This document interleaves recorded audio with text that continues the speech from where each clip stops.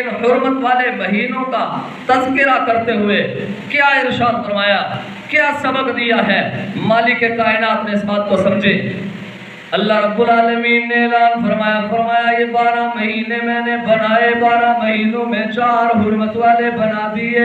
اور لوگوں 4 حرمت والے ذوالقعدہ، ذوالحجہ، محرم اور رجب، ان 4 مہینوں کا احترام تم پر واجب ہے، ضروری ہے۔ ان کے اندر عبادات کرنا تمہارے لیے افضل ہے، ان میں عبادات کا درجہ، مقام، مرتبہ، فضیلت اللہ سے زیادہ فرما دیتے ہیں۔ اور اسی طرح اگر کوئی ان 4 مہینوں میں گناہ کا کام کرے گا، یاد رکھنا وہ گناہ بھی اللہ تبارک و تعالی ان کی حرمت کی وجہ سے، ان کے احترام کی وجہ سے، مالک کائنات اس کے اندر کیے جانے والے گناہ کا عذاب اور اس کی سزا بھی زیادہ کر دیتے ہیں۔ اگر آپ نیکی کا کام ان مہینوں میں سر انجام دیں گے، اللہ کی قسم اس نیکی والے کام کی عظمت بڑھ جائے گی، اور جیسے نیکی والے کام کی عظمت بڑھے گی ویسے ہی برائی والے کام کی سزا بھی بڑھ جائے گی، سزا بڑھ جائے گی۔ اور مالک نے کیا اعلان فرمایا، فَلَا تَظْلِمُوا فِيهِنَّ أَنفُسَكُمْ۔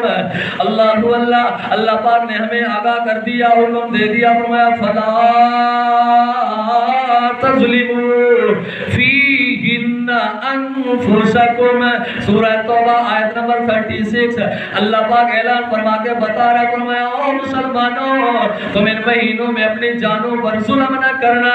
کہ ان میں گناہ کرنے اگر لگ جاؤ گے تو یاد رکھنا گناہ کی سزا زیادہ ہوگی، اور اگر آپ ان میں عبادات کرو گے، عبادات کے اندر کوتاہی نہیں کرو گے، عبادات میں کثرت کرو گے، مالک عبادات کا اجر بڑھا دے گا اور گناہ کی صورت میں سزا بڑھ جائے گی۔ اور یہاں پر ایک اور ہمیں متنبہ کیا جا رہا ہے، اور مسلمان ان 4 مہینوں میں عبادات سے غافل نہ ہونا۔